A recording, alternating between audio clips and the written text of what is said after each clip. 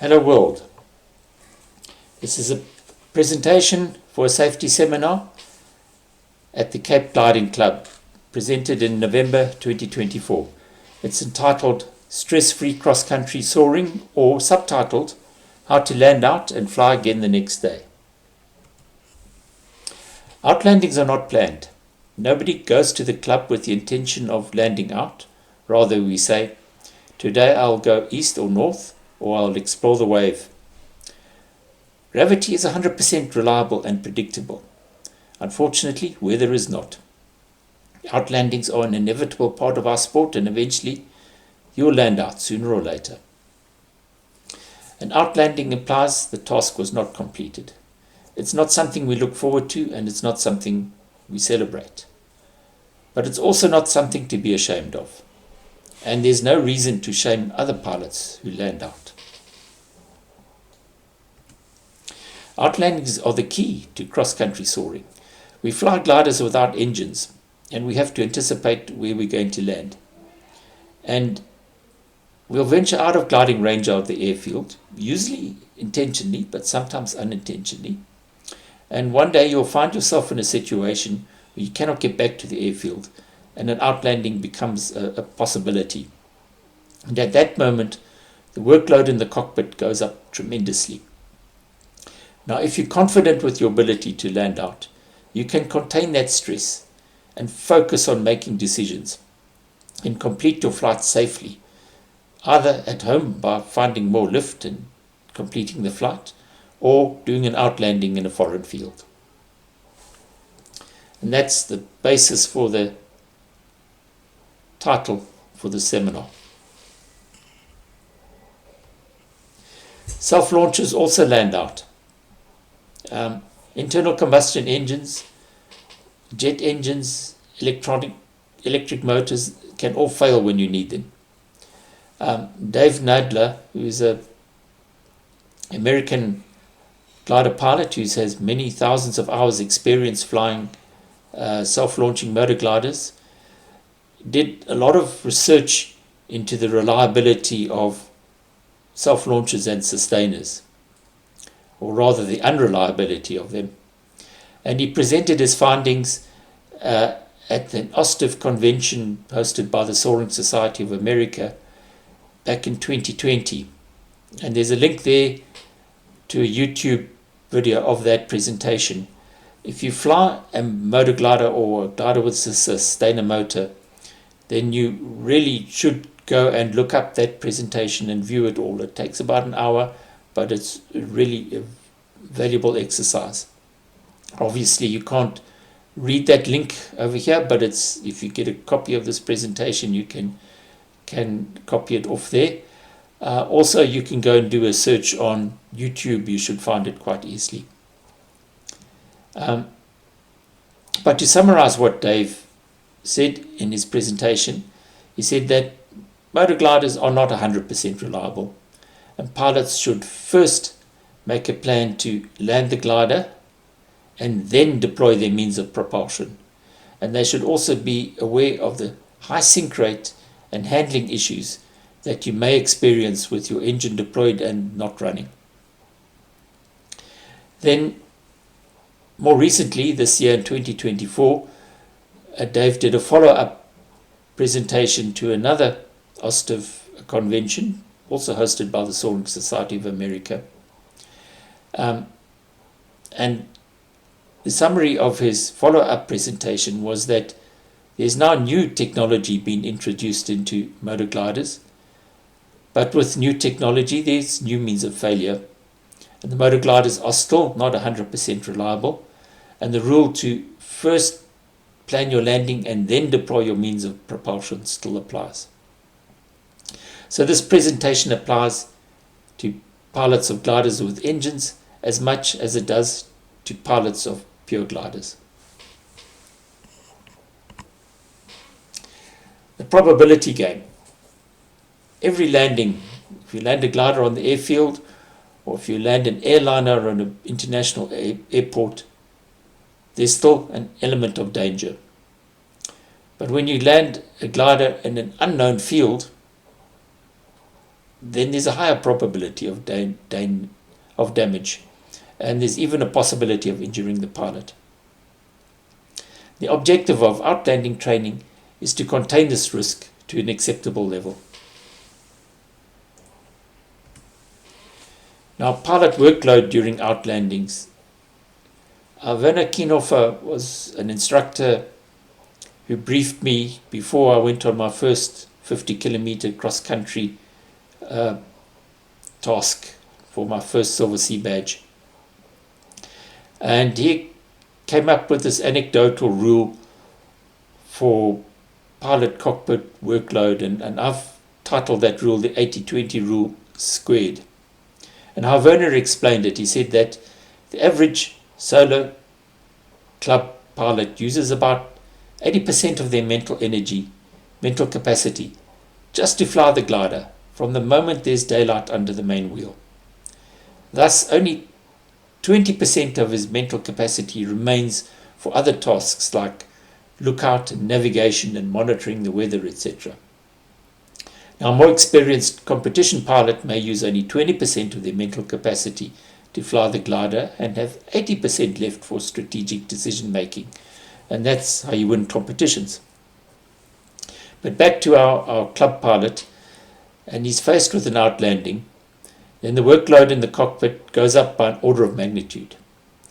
And suddenly 80% of that remaining 20% gets devoted to the immediate crisis. Things like looking for a last chance lift or trying to radio your crew or general panic. So if you take 80% away of the last 20%, that leaves only 4% of the pilot's mental capacity to choose a field, to plan an outlanding, and to execute that outlanding. And that's why there's a high probability of damage with low-time pilots doing their first outlandings. Now, the object of this presentation is to manage the workload, is to go through how we can manage the workload to reduce the risks during an outlanding. And there are three aspects of this training that we can look at. The first is theoretical training, which is basically classroom work, which is the work that we're doing during this presentation. The second is practice, which is hands-on time with the glider, actually doing some flying. And the third one is preparation, which is homework you can do at home before you go to the airfield or at the airfield on a non-flying day without actually flying the glider. Now let's go to the basics of theoretical training. Werner, when he briefed me on that before that first cross-country flight, he said, if you've only got 4% of your mental capacity left, then these are the 5 things that you must get right. And if you do get those 5 things right, then your chances of serious damage to the glider or injuring yourself are greatly reduced. And the first thing he said is choose a plowed field, one without anything in it. No standing crops, no trellises, no poles, no irrigation pipes, no animals, no hay bales, just a plowed field. He said, land along the furrows. If you land across the furrows, you'll damage the glider. Land into wind and land uphill. Now, that means land into wind and land uphill. If the field that you chose means landing downhill because you're landing into wind, then you chose the wrong field and you must find another one. And finally, you must look and see obstructions like power lines, fences, trees, and plan your circuit and approach to avoid them. And if you haven't seen any obstructions, then you're not looking hard enough. They are there. You must look and you must see them. And if you get those 5 steps right, your chances of injuring yourself or doing major damage to the glider are greatly reduced. And just a hint, there'll be an exam at the end of this presentation, and the contents of this slide forms the basis of the answers to one of the questions. But there's more theory to landing out than the 5 simple rules. And the next consideration is airfields. And I'll move straight on to that and come back to the others. If you're going to land in an airfield, you first have to establish is it wide enough? Is it overgrown? If there's vegetation that should have been mowed but hasn't been mowed yet, is it so long that it's going to catch your wings when you try and land? And on the other hand, if it's a perfect airfield, long and wide and beautiful surface, is the other traffic around, like other air traffic or traffic on the ground, vehicle traffic or people or personnel? And you must obviously plan appropriately. And you should always have an alternative option if you're planning to glide into an unknown airfield. You may get there or find that it's not suitable, and then if you have another normal plowed field or something as an alternative, it might save the day. Let me illustrate that. This is an image of Tulbagh North Airfield. It's actually in the end of the Tulbagh Valley, and it's the first airfield that you reach when you cross back from the Porterville Ridge onto the Witzenberg Ridge. You fly over this one, and if the weather on the Witzenberg is not that good or you can't reach the Witzenberg, this becomes an option to land. But if you have a look at this image, you'll see that there's a little yellow line. Well, you probably can't see it, but it's a yellow line across the runway. And this is the ruler tool from Google Earth. And it tells me that line is 12.39 meters long. So this airfield is barely 12 meters wide between the bushes. And if the bushes are a bit long, then maybe they'll snag your wingtip and make your landing an unpleasant one. So the question is, would you be happy to land your glider here? Or would you prefer to land here? This is a plowed field. It's about 2,000 meters away, 2 kilometers away from Tulbagh North. As you can see, it's wide enough for the widest wingspan glider that's ever been made. It's 457 meters long, at least that yellow line is. And if you look at the surface, it's actually, you can judge by the wheel marks from the tractor that's been driving around there that it's pretty clear of obstructions and a reasonable surface to land on. So perhaps a better option than Tulbagh North Airfield.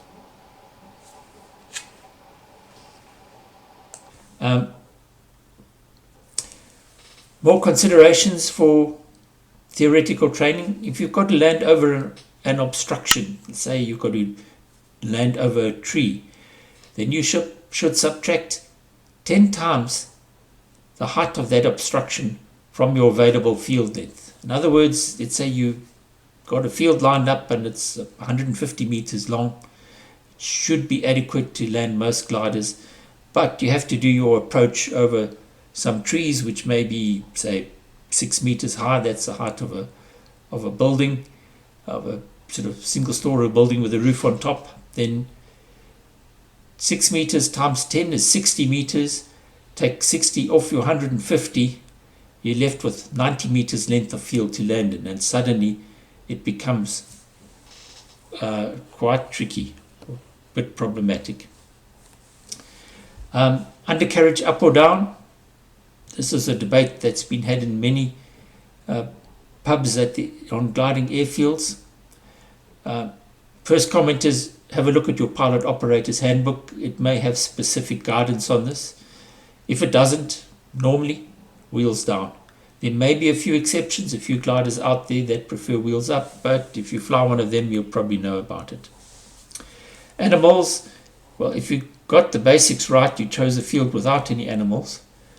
But if you find that there are animals in your field, then you must be prepared to spend a few hours herding livestock until the crew arrived. You really don't want them to get too close to your glider.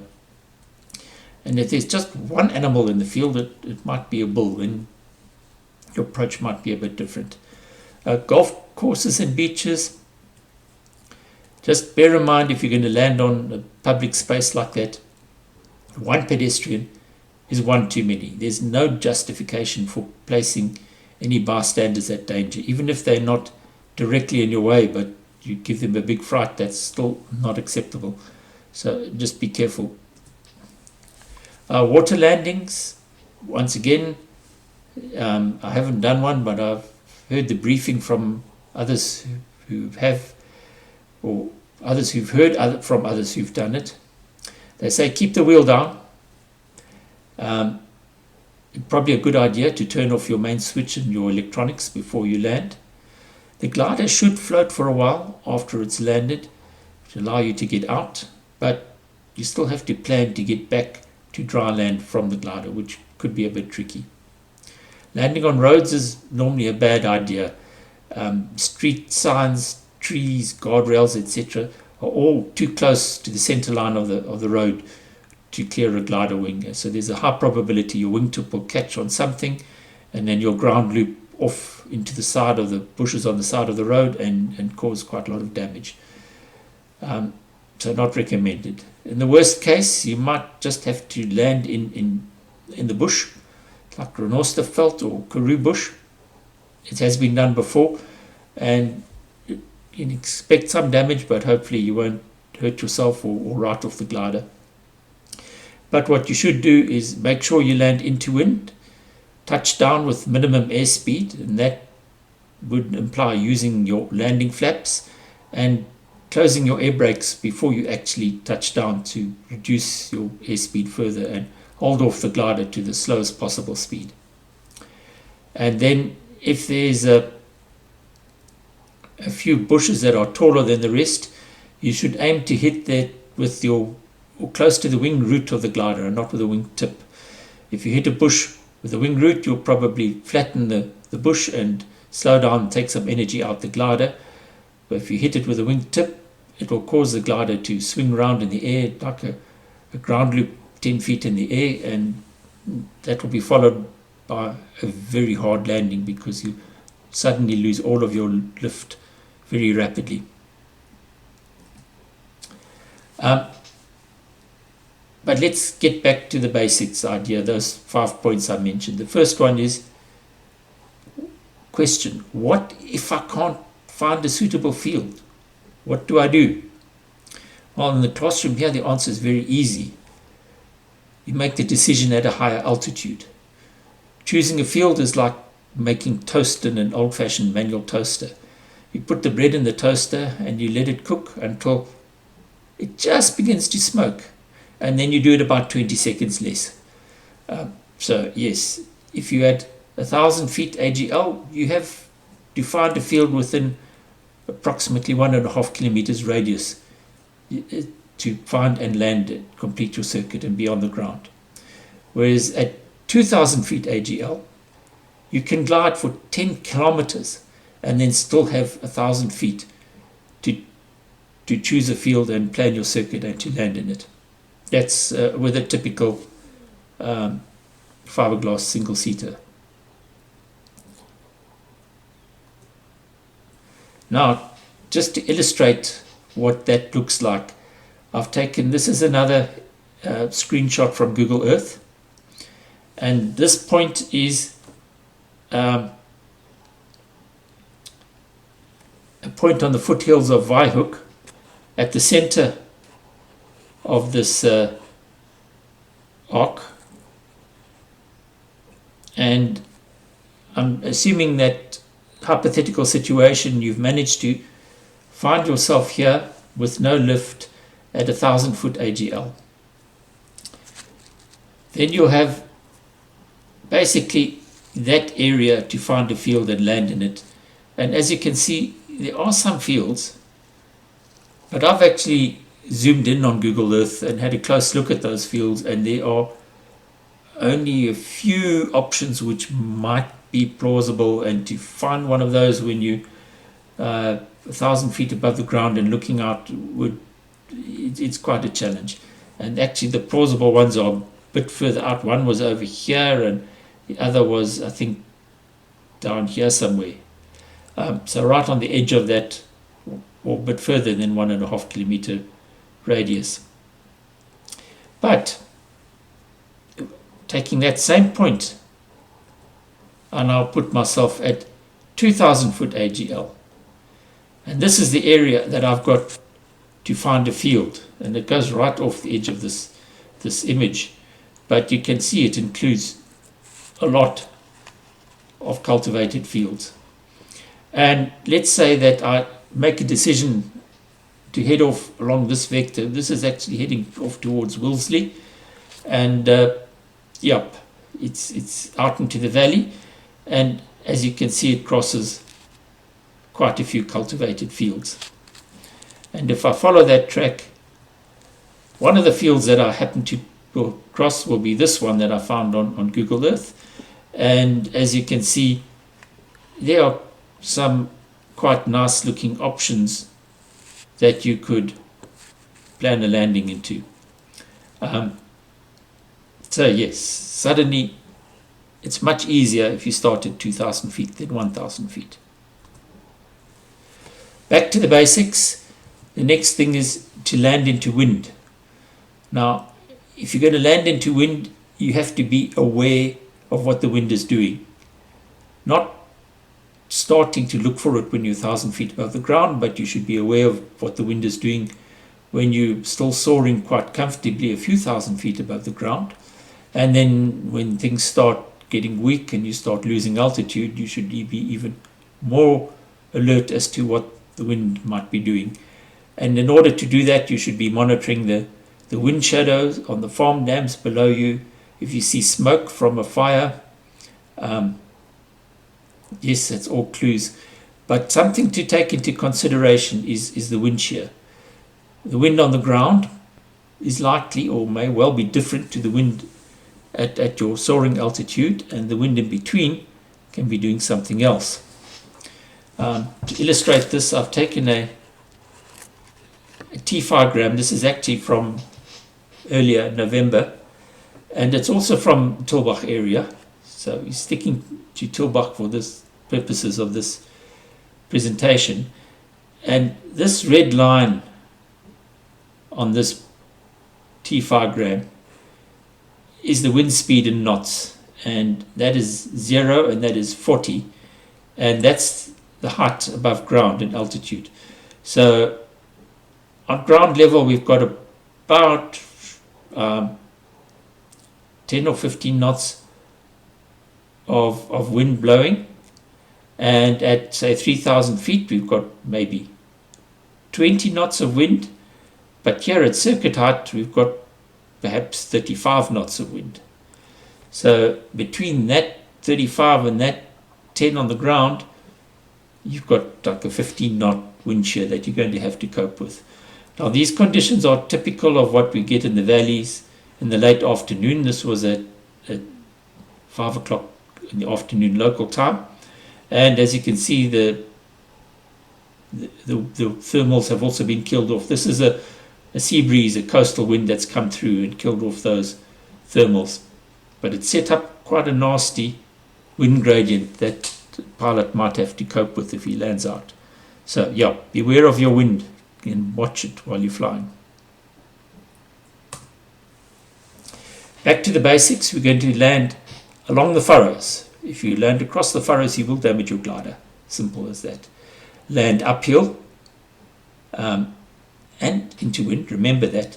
If you can't land uphill and into wind on the same field, you're looking at the wrong field, and then you must find another field that's got a different slope to it, or a different portion of the field, or somewhere else, or a level field or something. But if you can see a slope that's pointing, if it's into wind as down a visible slope, then we should be looking for another field. Finally, we've got to look for obstructions like power lines and fences, trees, and plan how to avoid them, or to fly around them, or whatever. And if you haven't seen the obstructions, you're not looking hard enough. That's that field again, and I've decided that I'm going to land along that yellow line, and you can actually see it's 426 meters long. And I think what I would do is actually plan a circuit and come in and turn base and turn finals, and then Aim to touch down just after this track that goes across the field so that you don't roll across a dirt track which might have quite a big bump in it.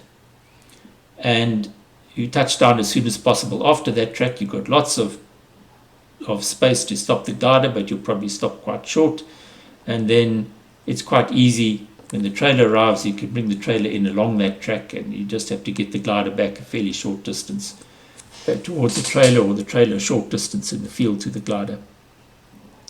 But there are lots of other options around here, and you might choose a different one. So much for theory. Let's think of the practice and things that you can actually do with the glider before you go cross country.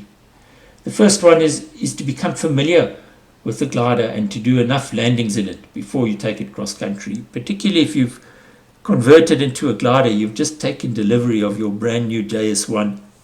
Before you rush off and go cross country, just stay local for a few flights and land it enough times to know that you're absolutely comfortable with how it behaves and where it's going to sit on the ground. And practice with flaps, landing flaps, drag chutes, etc. Any devices that the glider might have, you must be totally familiar with them at home before you go cross country. You don't want to start doing your first deployment of a drag chute when you're faced with a foreign field. To practice at home, at our airfield at the club, we have 3 runways. We have our main runway, we have a cross runway, and we have a winch runway. Each runway has 2 ends, and the circuits can be flown to the left hand or to the right hand side. I know traditionally we always fly on circuits on the one side of the airfield, but you can fly on the other side. Just get your radio calls and let people know what you're doing, and you can do a landing on the other side as well. And put that all together, it gives you 12 permutations for landing at our club. So go and try some different ones for a change, for some practice. And that's a little graphic of the airfield, and these arrows illustrate all of the permutations. There's a left hand and a right hand circuit onto each approach on each runway, and you can count them up. There are actually 12 arrows on that graphic.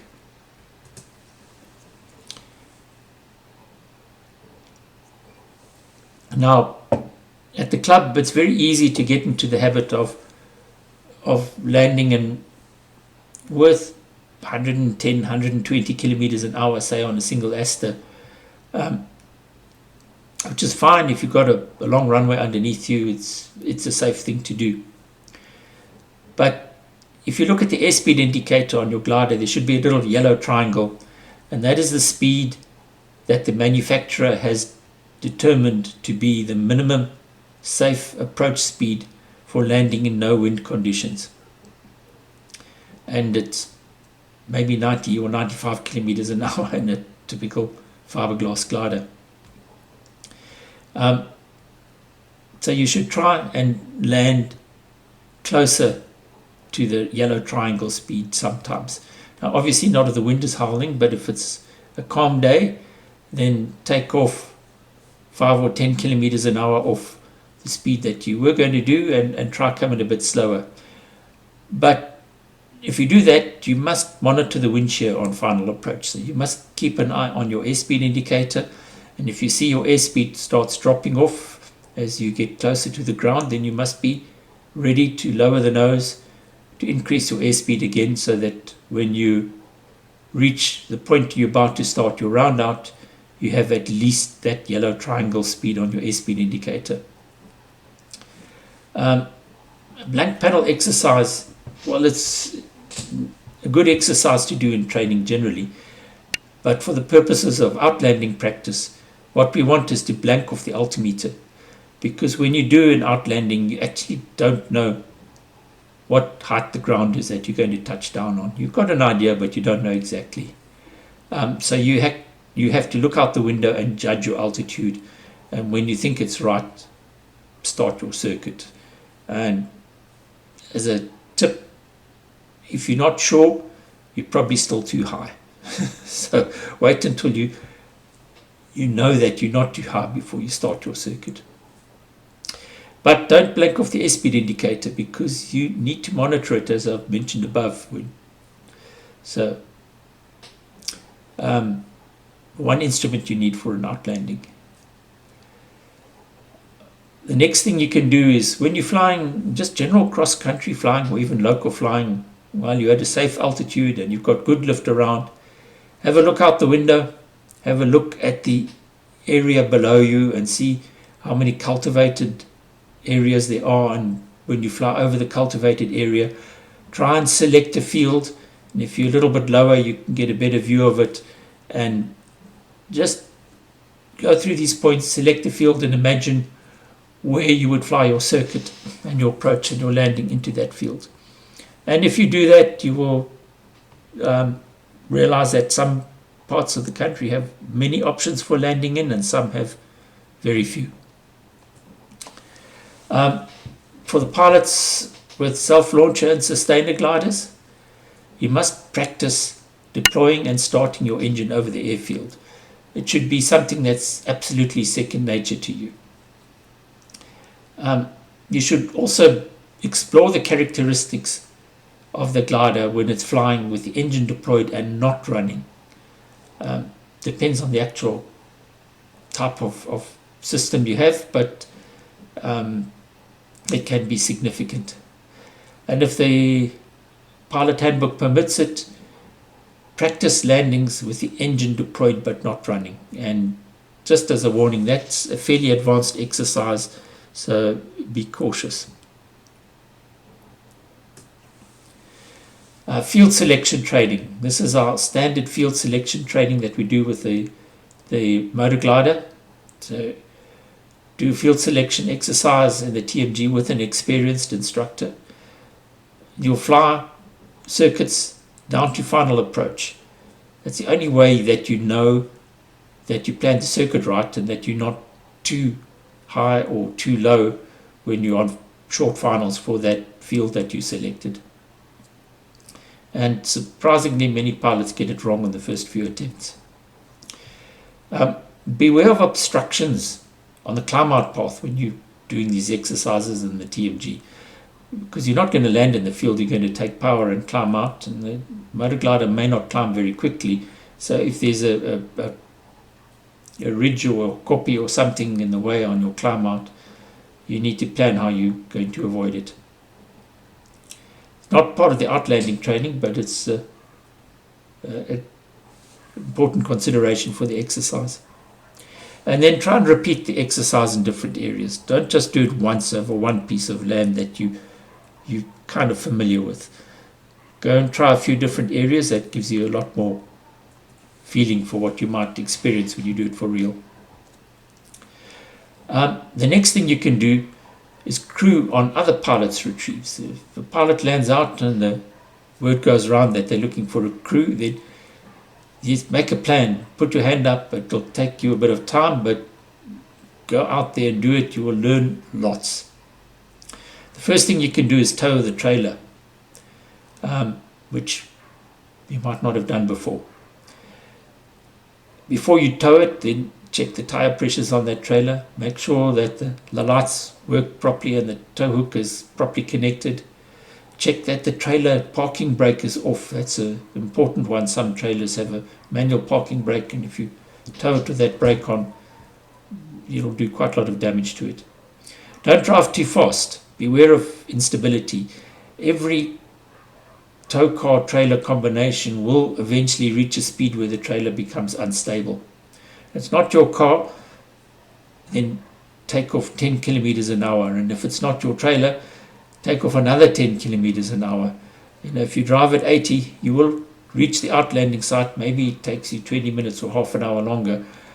But if you have an accident on the way there, then it'll be far more serious. So rather just be patient, drive slowly. When you pull out of the airfield, what's a good thing if you can plan is to drive maybe 2 or 3 kilometers and find a nice shoulder on the side of the road and pull over and go around and check the temperature of the wheels of the trailer and make sure they're not overheating. That will let you know that the brakes are not dragging and that the wheel bearings are working properly.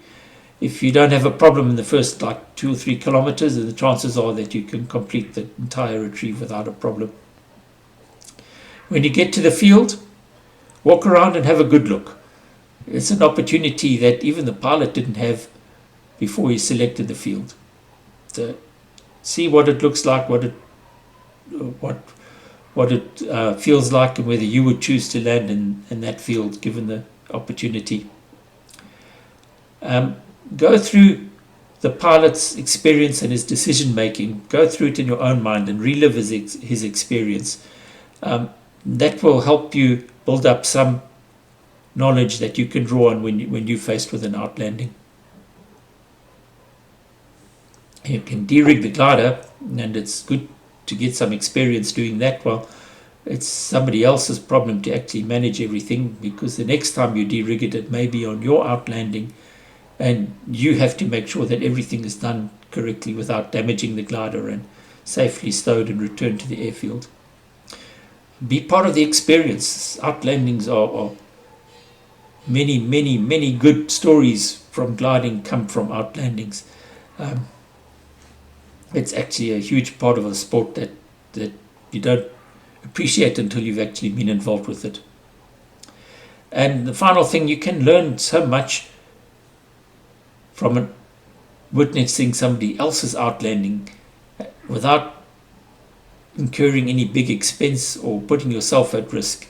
So you learn from somebody else's experience and you can gain the points.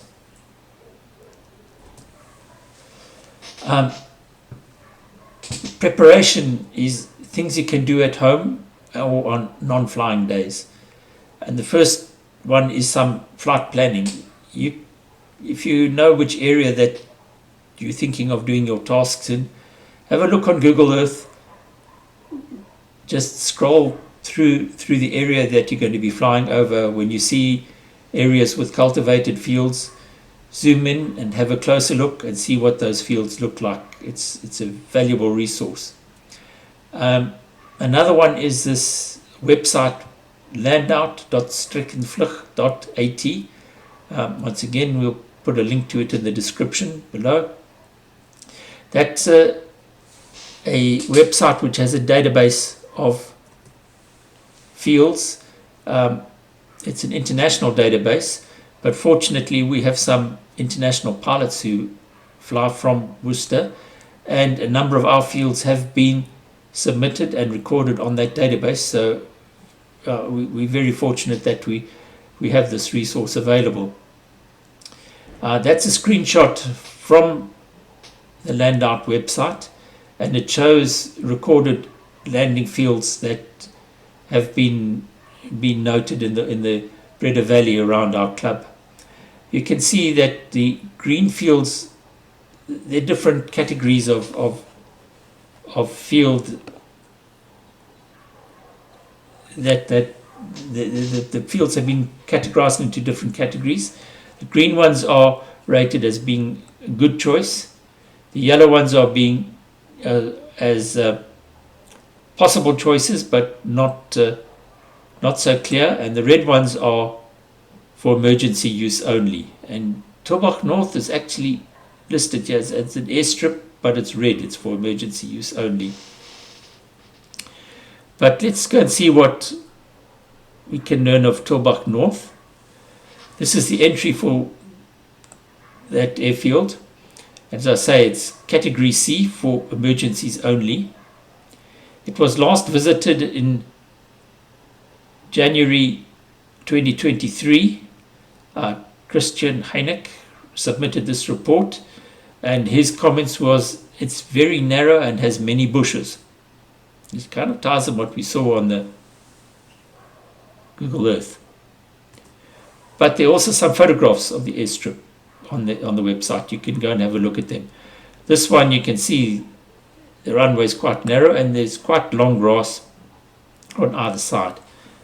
The other end of the runway looks a bit better. There's some bushes, they're quite short, but if you can get from there to there, you might fit in a 15-meter glider. If these bushes have grown a bit longer since this photograph was taken, then things might not be so easy. Just as a background to this particular airfield, one of our members has actually landed there. I helped retrieve him. I spoke to him recently, and he said that he had no problems landing there, and it was fine, and that there was enough space to fit in. He was flying a single Aster 15-meter glider. The other field that I showed on close to Tulbagh North, that ploughed field, has also been used for outlandings. I've retrieved a standard Cirrus from that field, and I'm aware of an Alice 4 that landed there, also without any problems. So these are ones that do work, and if you have to face with an outlanding there, I think I might choose the field first. There are some other fields around here as well, other options, ploughed fields. Back to the Landout website. There's some fine print at the bottom of that website, and I know you can't read it, it's much too small, but I don't think anyone was going to read it anyway. I had a look at it, and I'll just summarize quickly what it says. And the first thing is, don't trust this information unless you have inspected the site on the ground. So yeah, unless you've walked on that field, don't believe me. The second thing is that conditions of the field may change. So we've seen Tulbagh North from 2 years ago. It doesn't mean it looks the same today. And the third thing is that if you choose to land in one of these fields and it doesn't go the way you want it to, the website is not responsible for whatever may happen. Just a side note, the terms of use of the website, it's what we would call a free-to-use commercial license. The data submitted, when you submit data, you give permission for the website to use it commercially. They can, in theory, charge for access to the website, but at the moment they don't, and they promise they won't. But if you wanted to download the entire database and incorporate it into your latest gliding gadget that you're going to sell to the world, there might be a different policy coming from that website. It's not a big thing for us as users of the website, but as members who may be involved with software development, it's quite a thing if you're faced with a license like this. For instance, the OGN database that we use to track gliders has got a very open, as it's per the description, a license, and therefore that information is fed directly into My Gliding Club and used to log our timesheets of the day's flying, and there's no restrictions for that. Whereas a commercial policy like this, you might find that functionality is not so easy to achieve. Anyway, it's a side note. Back to gliding. Preparation, the things that you can do at home or on non-flying days. First is prepare the trailer. Well, you obviously have to be at the trailer to do this. Check it for damage. Has it been vandalized? Is there a bee's nest inside? Has it rats eaten the electrical wiring? Is the license disc up to date and displayed? You must service brakes and bearings periodically, so every now and then. You can't just ignore it forever. Tires, you should keep and monitor their condition and obviously make sure they're properly pumped up. And just because your tires have lots of tread on them doesn't mean they're in perfect condition. Tires actually deteriorate with age and with ultraviolet light, and if the trailer's been parked under a tree for long enough, eventually those tires will be finished, even if they've still got lots of tread left on them. The lights must be working, and you'll only know that if you test them. And all the attachments that you need for de-rigging and transporting the glider must be present, and they must be in good order. It doesn't help that the trailer arrives in the field to fetch your glider and the fuselage dolly is still back in the hangar. or that the support for the wing is actually broke on the last time you used it and hasn't been fixed. You also need a tow car. You must prepare the tow car. Firstly, you need to have a car available that is suitable for towing, and it must have a tow hook. It's good also to have some items in the vehicle, things like a head torch. If you keep a torch in your glove box when the car eventually arrives to fetch you, it could be quite useful if you got to de-rig in the dark. You may need some tools for de-rigging your glider, so maybe screwdrivers or spanners or something, and they are unlikely to be in the trailer, so you should make sure there's some tools in the car that you can use if you need them. And finally, you should have tools that you can use for changing a tire on the trailer and also on the car. If that's a requirement, you might have a spare tire on the trailer, but it's highly unlikely that you're going to have all the tools that you need for changing the wheel. And if you're short of something on the side of the road, it's a major delay.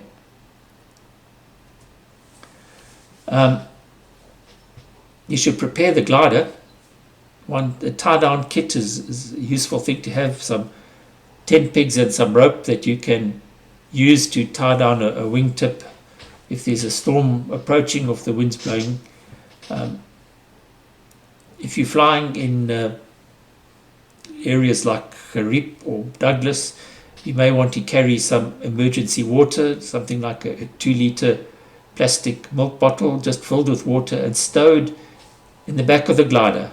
Not where you can reach it while you're flying, not for normal sort of sustenance while you're flying, but that you can reach after you've landed in case you're faced with, say, a 10-kilometer walk to find this help in a hot, dry climate.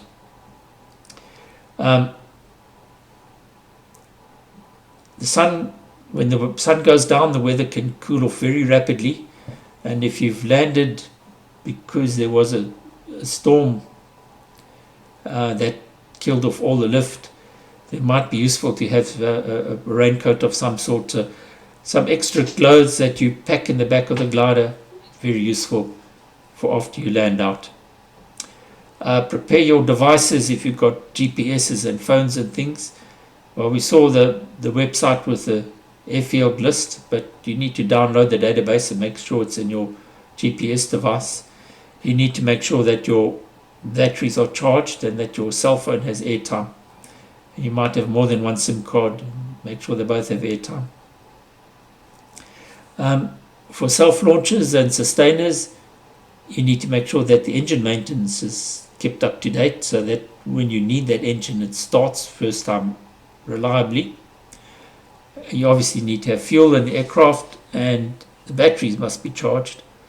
And finally, if you can do a ground run or an air start of your motor before you go off on a cross-country task, it greatly improves the chances of the motor starting when you need it if you're faced with an outlanding.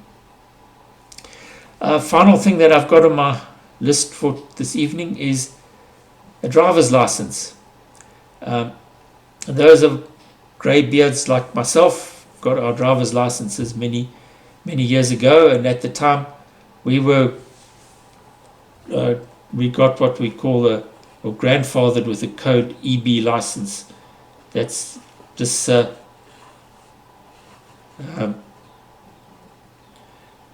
this one that allows you to tow a caravan. Now, most of our trailers at the club weigh more than 750 kilograms, and you need an EB license in order to tow them. If you go and do your driver's license today, you will just get what we call a B license, and that entitles you to tow a small trailer of up to 750 kilograms, which may not be enough to allow you to tow a glider. Now, these are the notes on the back of your license card. If you look on the front of your license card, you will see what code license you actually you have. And if it doesn't say EB, then maybe you should go and do some homework, and it's quite a big schlep to get an EB license added onto your license, you have to go and do another learner's license and another test and so on. But if you have an accident with the trailer and you don't have the required license, then insurance could get very complicated. So in conclusion, we've got theory and we've done maybe an hour's worth this evening, but we still need to do some practice. So next time you fly, you don't have to fly cross country to do some land out practice. You can do many exercises which help towards improving your skills. And if you don't fly, you can still do your preparation, and you don't even have to go out to the airfield. You can start some of this preparation right from tomorrow or this evening when you get home. Finally, I did mention that there is an exam at the end of this presentation. Now the good news is there's just one question and you have 15 seconds to complete that question. So fortunately, not a very long exam. And that question is, you are about 1,000 foot above ground level flying your glider, and you haven't managed to climb for a while, and an outlanding is imminent. And you can see a number of cloud fields. List 5 factors that you should consider when choosing your field. And remember, 15 seconds, because after that you're on short finals and it's too late to make any more decisions. Right, I'll leave you to think about that. Thank you.